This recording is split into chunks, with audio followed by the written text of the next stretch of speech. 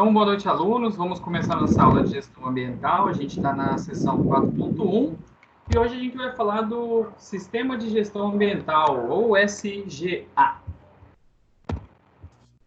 Então, o nosso capítulo, ele começa com uma reflexão, e é uma reflexão meio que sempre está voltando à tona nas nossas aulas, do que adianta o progresso, o dito progresso, se a qualidade de vida da população decai ano após ano. Essa é uma discussão que a gente vem tendo durante as aulas, porque para a nossa sociedade evoluir, para a gente ter mais tecnologia, e também como a nossa sociedade ela é baseada na cultura do consumo, para a gente consumir mais coisas, a gente precisa de do quê? Precisa usar a natureza, né? A gente precisa consumir as coisas. Letícia, vou colocar você no mudo aqui rapidinho, tá? Tá meio que chiando seu microfone. Aí qualquer coisa, se você for falar, você só tira do mudo e fala, só porque tava meio que chiando.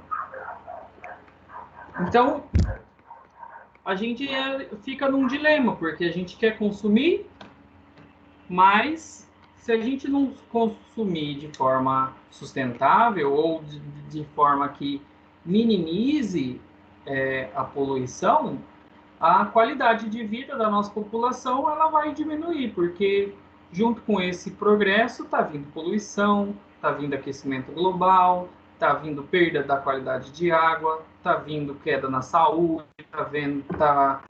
tá vindo doenças.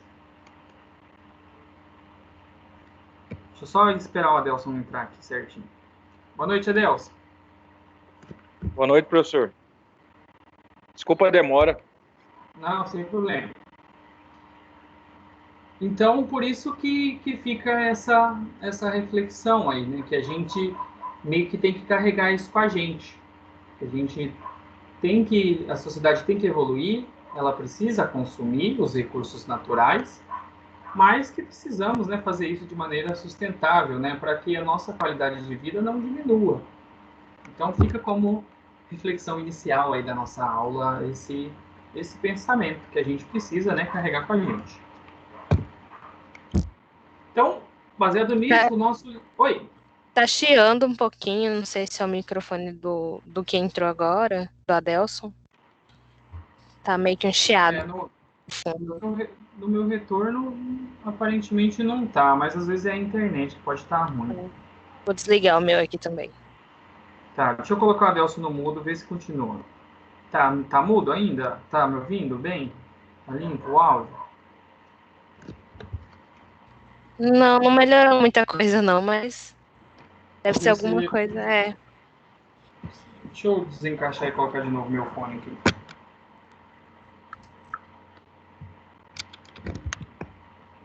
Aqui na minha rua tá uma cachorreira latindo, não sei se vocês estão ouvindo.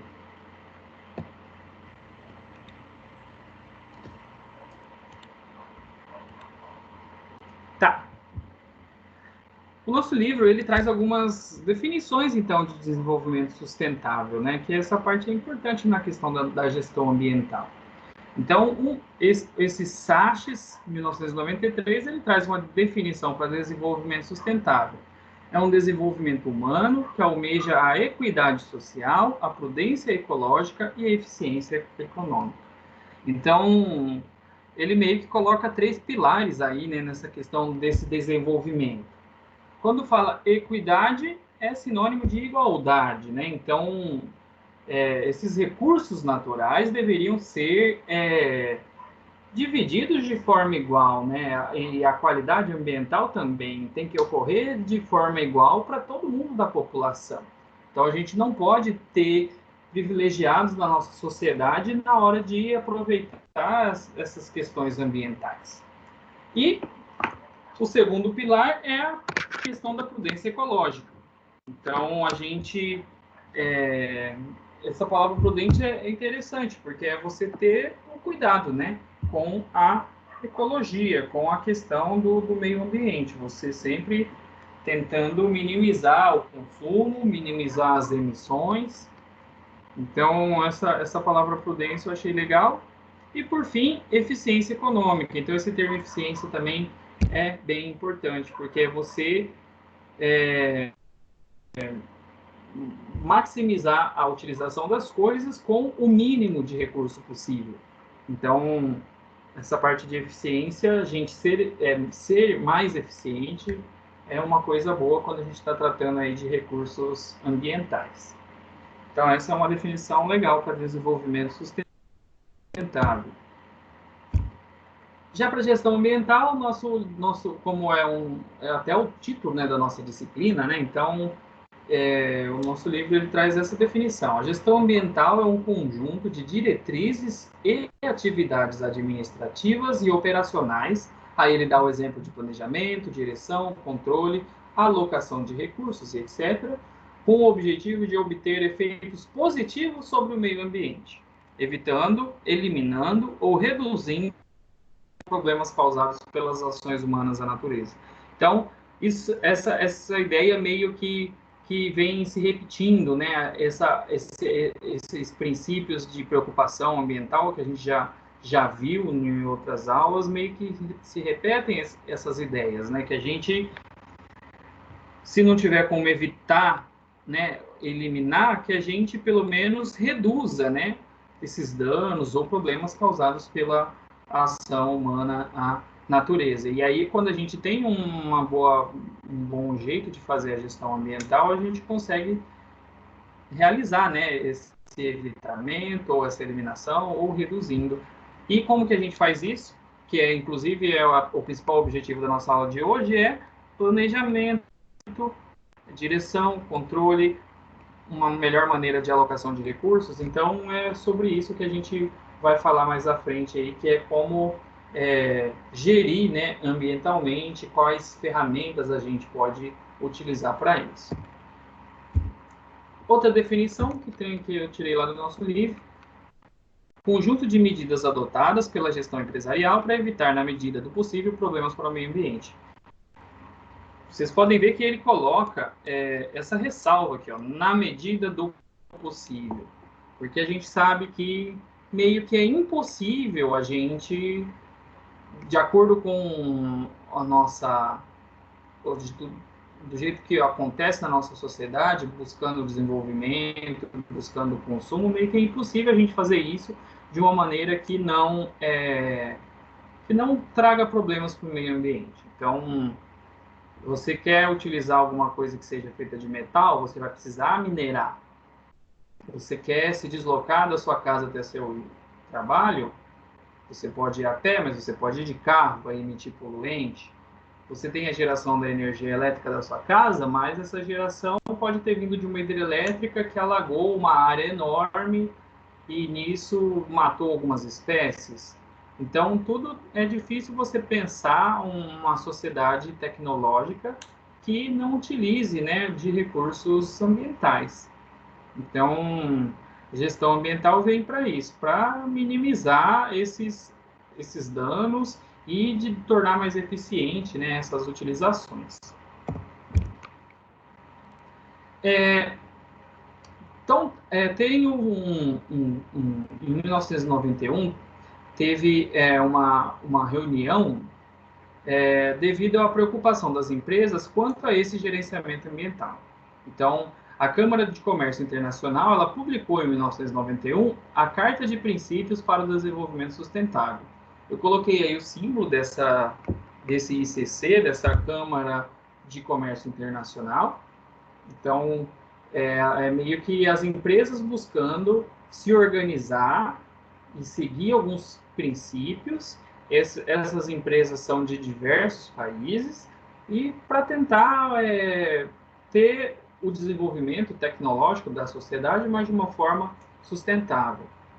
Então, em 1991, teve essa carta, e aí essa carta que o nosso livro chamou de Carta de Roterdã, ele trouxe alguns dos princípios que foram discutidos nessa reunião. Então, por exemplo, prioridade na empresa. Reconhecer a gestão do ambiente como uma das principais prioridades na empresa e como um fator dominante do desenvolvimento sustentável. a estabelecer política, programas e procedimentos para conduzir as atividades de modo ambientalmente seguro. É difícil a gente imaginar como prioridade, igual esse aqui traz, das empresas, a questão do trato ambiental. A impressão que a gente tem muitas vezes é que a pessoa não faz uma coisa pensando no meio ambiente, e sim pensando na possível multa, nas possíveis sanções que vai tomar caso não siga, ou porque não vai conseguir uma liberação de alguma coisa. Então, essa preocupação ambiental, uma vez que é um direito de todos, né, compartilhado desses recursos naturais, é uma coisa que depende de cada um individualmente, de cada empresa, de cada pessoa. Então, se isso é prioridade para todos, então a gente garantiria para todos ter a disponibilidade desses recursos.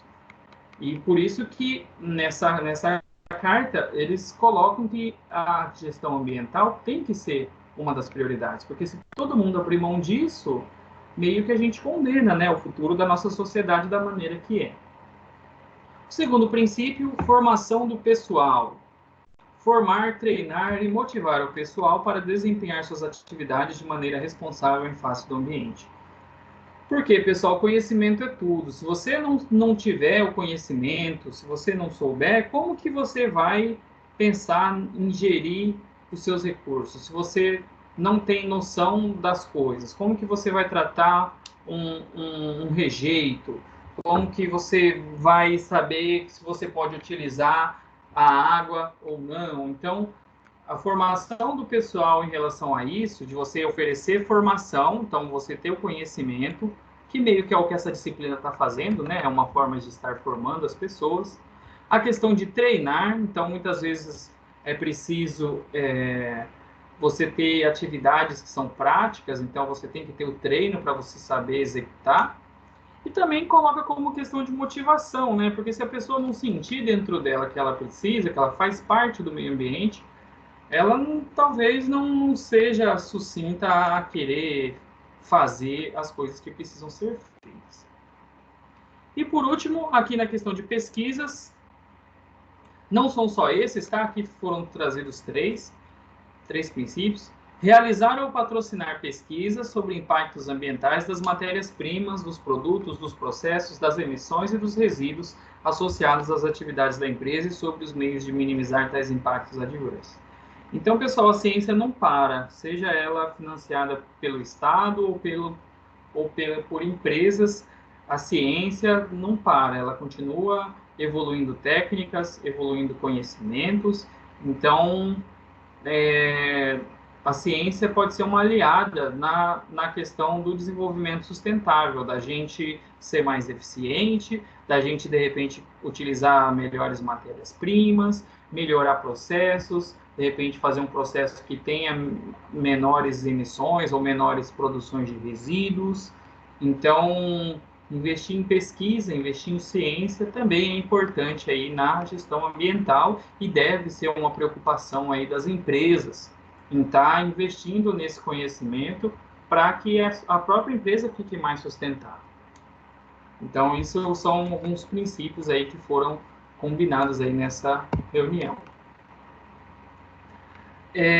Essa tabela o livro traz para a gente de algumas características e abordagens que algumas empresas têm em relação a isso. Então, por exemplo, em relação a controle de poluição, então a gente tem que analisar pelas colunas. Então, controle de poluição, preocupação básica é cumprimento da legislação e resposta às pressões da comunidade. Então, isso é um pouco daquilo que a gente veio falando. Às vezes, esse controle da poluição não é uma coisa que vem da empresa, ela meio que faz, muitas vezes, por resposta às pressões da comunidade, ou simplesmente porque tem que cumprir a lei. Então, às vezes a questão do controle da poluição, meio que a empresa acaba fazendo por causa disso. E aí ele fala que como uma postura típica seria uma postura reativa. Então, primeiro a pessoa polui e depois vai ver o que faz. Ações típicas, corretivas, uso de tecnologias de remediação e de controle no final do processo. Então, quando você tem essa postura reativa, você vai acabar corrigindo as coisas no final, depois que está feito, que você vai tentar corrigir. Se você não trabalha com a gestão para tentar antecipar. E a preocupação da gestão acaba sendo com custos adicionais. Então, para economizar, você meio que deixa para depois o que você pode fazer. Aqui ele colocou o envolvimento da alta administração como esporádico, então às vezes as cúpulas das empresas não necessariamente se envolvem. E áreas envolvidas, ações ambientais confinadas nas áreas geradoras de poluição. Então, meio quem vai tomar conta aí dessa parte da poluição é quem poluiu, quem está ali envolvido. Então, aqui depois vocês leem, o livro traz outros tipos de abordagem que podem ser utilizadas, como prevenção da poluição, essa parte estratégica aqui. Então depois vocês dão uma lidinha. Esse pedaço aqui da direita, pessoal, ele é a continuação, tá? Eu coloquei aqui do lado porque não coube. Essa é uma tabela só, bem comprida. Outra coisa também que surgiu aquela carta de Roterdã é a ISO. Provavelmente vocês já ouviram falar das ISOs, que é a sigla de International Organization for Standardization.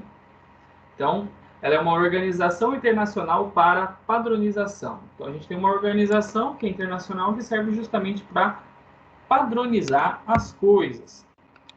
Ela foi fundada em Genebra, na Suíça, em 1947, e possui mais de 160 países votantes.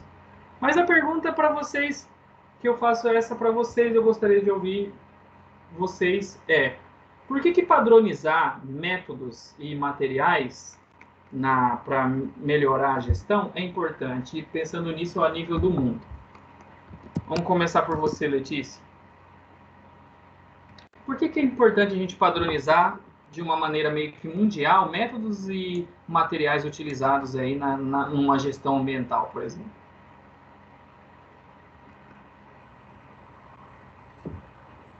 Tô pensando aqui, professor.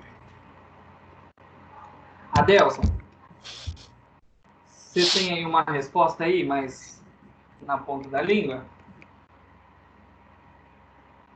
Quando fala padronizar métodos e materiais é importante, mas isso é no modo geral de todos os aspectos? Tipo assim, vamos pensar assim, um exemplo. Por que é importante que todos os países utilizem tomadas iguais? Tomada de energia igual. Porque vamos imaginar que você tem acredito... uma fábrica de liquidificador e você quer exportar seu liquidificador. Por que é importante que as tomadas sejam iguais? Porque dependendo da indústria, ela tem que achar uma matéria-prima não assim barata, assim que não dê tanto impacto ambiental, porque é plástico, né? De uma certa maneira, para ela reutilizar uma única, né? Para não, se por acaso for dar algum dano ambiental, ela vai estudar métodos baseado em um único item, né? E não assim vários tipos de... Essa sua preocupação, ela em relação à poluição na produção e na matéria-prima, tá certinha, é importante. Mas assim, vamos pegar esse exemplo. Vamos supor assim, a gente tem uma empresa de liquidificador. Aí a gente tem lá uma tomada, né? A gente tem um plug que a gente quer usar. Por que é importante, talvez, que todos os países utilizem o mesmo tipo de plug?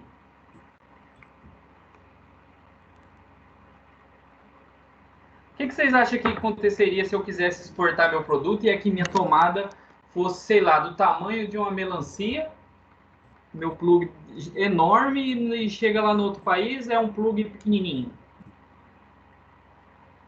Então, isso eu estou dando um exemplo de um produto. Agora voltou, é que tinha ficado mudo, não ouviu o que o senhor disse. Então, tipo assim, Se a gente, essa ISO, ela é uma padronização, e uma padronização mundial. Então, se os países eles querem vender entre si as coisas, eles querem negociar, se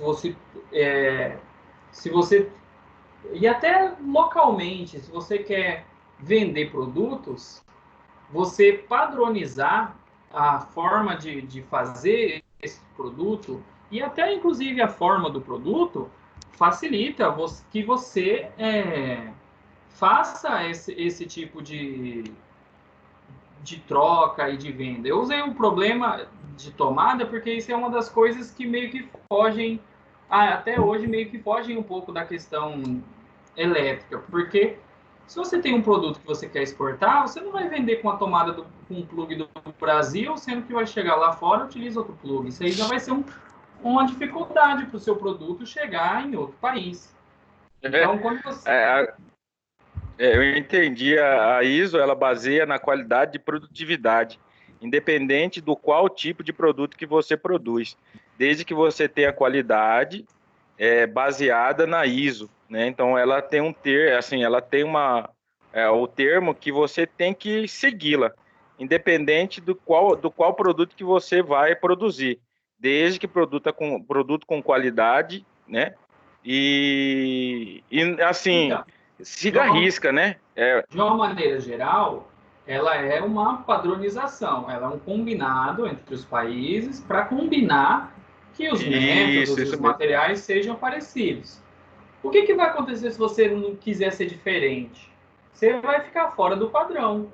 Ou seja, as pessoas não vão se interessar no seu produto porque você é diferente. Você vai fazer um produto lá que não vai conseguir ligar na tomada lá do Japão. Você não vai conseguir ligar na rede elétrica dos Estados Unidos. Então, quem que vai querer comprar o treco de você? Então, é que eu não li a ISO, né? Não, ISO tem várias. ISO tem vários tipos de ISO focado em cada parte. Mas, de uma maneira geral, se a gente pegar a sigla aqui, voltei aqui, Organização Internacional para Padronização. Então, é para você padronizar as coisas. E aí você tem ISO focada em várias coisas. Inclusive, hoje a gente vai focar na ISO focada na gestão ambiental. Mas tem ISO para tudo de vários tipos. Então, mais de uma maneira geral, ISO significa isso. É uma organização que padroniza as coisas. No Brasil, o Brasil ele faz parte da ISO. No Brasil, a gente tem a ABNT, né, que é a Associação Brasileira de Normas Técnicas, e serve para padronizar as coisas aqui no Brasil, mas essa ABNT meio que está conectada com a ISO para manter esses padrões aí. Então, por isso que é importante padronizar, para a gente ter as técnicas e os métodos parecidos no mundo inteiro. Se a gente pensar agora na gestão ambiental, ter uma ISO focada na gestão ambiental é que a gente vai ter as empresas, os países, o Estado, todo mundo meio que tratando os seus problemas ambientais de forma parecida. Se todo mundo está pesquisando, está evoluindo a maneira de tratar os resíduos, diminuindo as emissões, se você seguir uma norma internacional em que todos estão focados nessa melhoria, todo mundo ao mesmo tempo vai evoluir, vai melhorar ao mesmo tempo. Por isso que é legal você seguir uma entidade que te norteia, né, o que você pode fazer. Então, por isso que é legal a gente estudar essa ISO aí, porque ela meio que norteia aí, né, o que fazer nessa questão da gestão ambiental. Entendi, professor.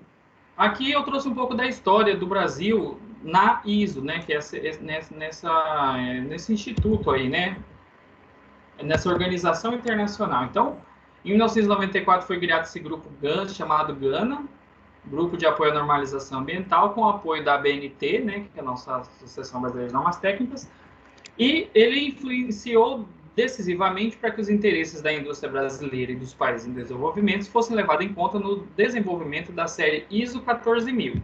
Então, essa ISO 14000 são as ISOs que são focadas para gestão ambiental. Então, em 1998, o GANA encerrou as suas atividades e em 1999 a BNT criou o Comitê Brasileiro de Gestão Ambiental a BNT CB 38, que substituiu o GANA na discussão e desenvolvimento das normas ISO 14000, que é uma norma internacional, e publicação disso para nossas normas brasileiras, né, focadas aí pela BNT. Então, essa ISO 14000 foi publicada em 1996, e ela meio que dividiu suas normas em 2 grupos. Então, ela tinha a avaliação das organizações, que está contida nessa ISO 14001, e também na avaliação do produto. Então, ela tanto para ajudar na organização das empresas, e depois que tiver o produto também para ocorrer nessa padronização aí dos produtos, só que focado na questão ambiental.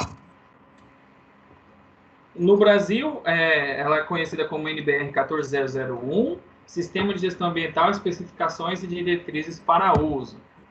Então, o objetivo é oferecer às organizações princípios de um sistema de gestão ambiental eficiente, podendo ser integrada ao ISO, deixa eu tirar esse aqui, com esse a mais, 9001, focado na gestão de qualidade. Então, tem várias ISOs, 14001 é que o Brasil está usando, e tem essa ISO 9001, que é na questão de gestão de qualidade de produtos. O pessoal da engenharia de produção que gosta de trabalhar aí com isso. Equilibrando a proteção ambiental, prevenção de poluição e a necessidade socioeconômica das empresas. E aí, um método que pode ser utilizado na questão da gestão ambiental pelas empresas é o PDCA. Vocês já ouviram falar disso? Sim.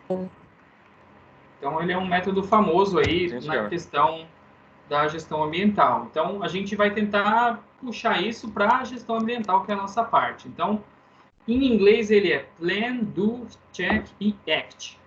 A gente pode traduzir para o português para ficar o PDCA em planejar, desenvolver, checar e agir. Esse do em inglês é fazer, mas aqui para ficar D também está o desenvolver. Então, vou usar como sigla em português. Então, planejar, definir o problema que se queira solucionar e os objetivos que se queira alcançar. Após essa etapa, precisa-se ter um plano de ação com metas claras a se alcançar. Então, se a gente pensar ambientalmente, a gente pode ter um problema numa empresa que a gente queira solucionar. Então, eu tenho aqui minha caldeira, ela utiliza, sei lá, um resto de serragem e está emitindo para aquecimento e está emitindo muito gás carbônico. Isso é um problema ambiental e que a gente pode querer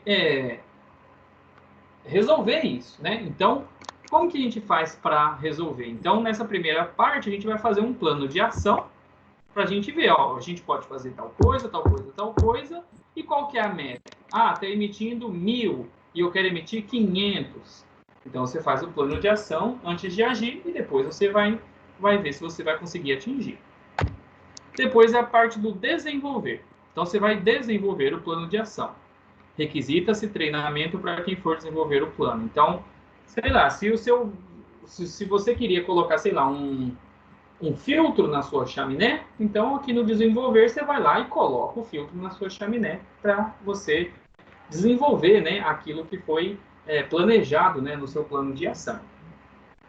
Essa parte é importante, que as pessoas, para conseguir desenvolver isso, elas têm que ter um treinamento, né, para conseguir executar o plano. Depois, checar. Comparar os resultados com as metas para verificar se o plano de ação estava correto. Então, a gente está usando o exemplo aí da emissão. Você vai colocar um sensor lá na sua chaminé e que meça a quantidade de gases que você está emitindo. E você vai ver se você vai atingir a meta que você colocou ali no seu plano. E aí, por último, agir. Padronizar o que foi desenvolvido corretamente para se repetir nos próximos ciclos. Se deu certo o seu plano de ação, você pode colocar esse mesmo filtro em outras chaminés, você pode colocar nas suas filiais, você pode recomendar para outras empresas. E o PDCA, como a gente está vendo aqui, ele é um ciclo. Então, você fez uma coisa, mas será que você não poderia ter feito outra coisa que melhoraria mais ainda? Então, você volta para a parte de planejar para ver isso aí tudo de novo. Então, eu dei um exemplo aqui, meio de boca, mas vou passar uma atividade agora para vocês. E aí, agora é 7:45, e aí Eu vou sugerir um vídeo aqui, ele tem aproximadamente uns 10, 15 minutos. E aí essa atividade aqui vai ser um seminário, então vou dar aí até 8h30 para vocês fazerem aí. Vocês podem colar num PowerPoint, vocês podem escrever num papel e falar, mas eu quero que vocês expliquem, né, como que seria a aplicação desse PDCA baseada nessa ISO 14001. Então, ela é um método e aqui está uma sugestão de um vídeo que vocês podem assistir e fazer baseado nele, um vídeo curtinho. A parte do PDCA começa a partir do minuto 3. Então, eu vou encerrar a gravação por agora e aí eu vou dar esses minutos para vocês fazerem a atividade. E aí depois eu gravo de novo na hora que vocês forem apresentar. Você pode